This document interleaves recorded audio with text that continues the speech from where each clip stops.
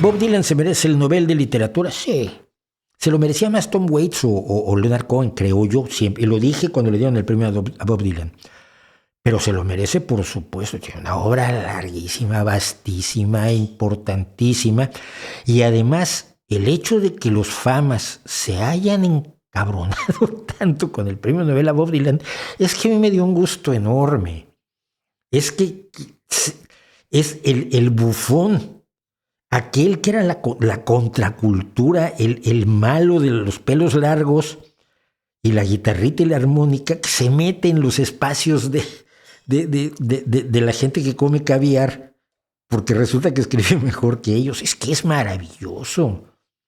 Yo nunca soporté al comité del Nobel de Literatura por negarle el premio a Jorge Luis Borges. Me pareció siempre de una bajeza infinita, infinita. Entonces, pues a mí me dio muchísimo gusto y me dará siempre mucho gusto el premio a Bob Dylan.